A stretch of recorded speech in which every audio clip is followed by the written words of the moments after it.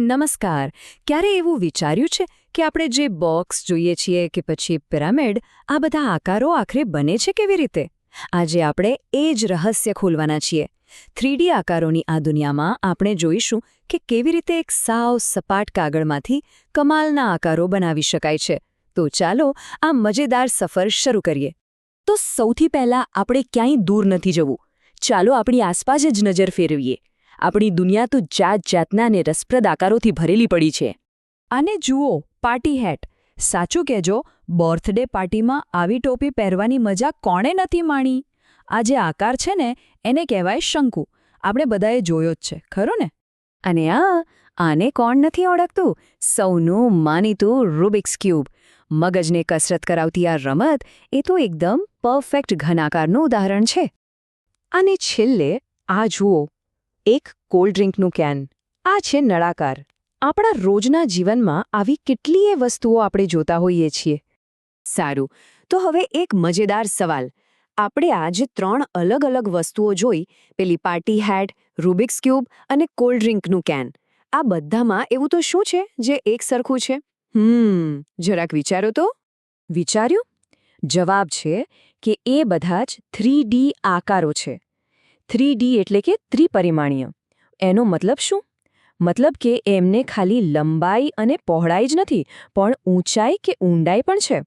એ નક્કર હોય છે અને જગ્યા રોકે છે. પણ સવાલ એ છે કે આ 3D આકારો બને છે કેવી રીતે? ખબર છે?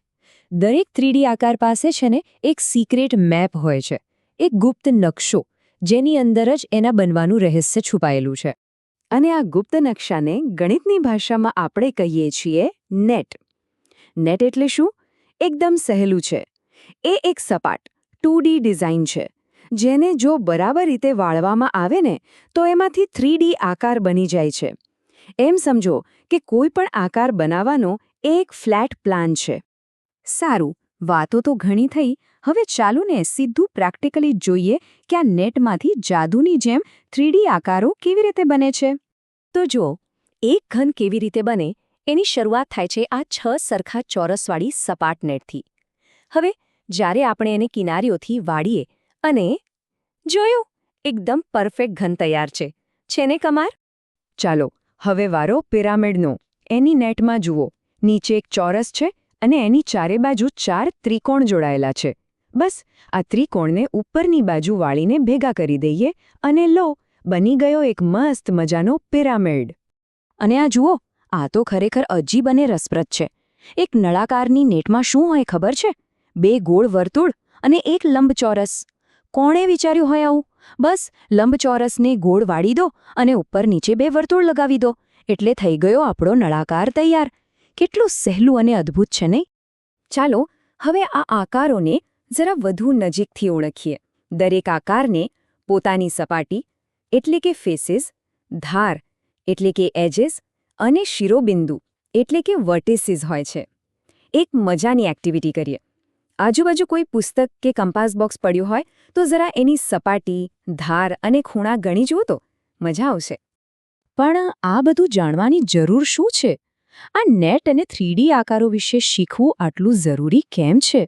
કારણ બહુ સીધું છે. આપણી આખી દુનિયા જ આ આકારો પર બનેલી છે અને ચાલે છે. વિચારો, મોટા મોટા બિલ્ડિંગની ડિઝાઇન કેવી રીતે બને છે? એમાં આપણે જે ઓનલાઈન સામાન મંગાવીએ છીએ એના બોક્સ કેવી રીતે બને છે? એમાં એટલું જ નહીં, લૂડોનો પાસો હોય કે કોઈ કલાકારે બનાવેલું શિલ્પ હોય, દરેક જગ્યાએ આ 3D આકારો અને એની નેટનો સિદ્ધાંત જ કામ લાગે છે. અને સીયુ મેથની આ એક વાત સાંભળવા જેવી છે જે બધું જ સ્પષ્ટ કરી દે છે. આપણી આસપાસની લગભગ દરેક વસ્તુને એક 3D આકાર ગણી શકાય. આ વાત ખરેખર કેટલી સાચી છે નહીં? તો હવે બધું શીખી લીધા પછી હવે વારો છે આ જ્ઞાનને અજમાવવાનો. એક નાનકડા મજેદાર પડકાર માટે તૈયાર થઈ જાઓ.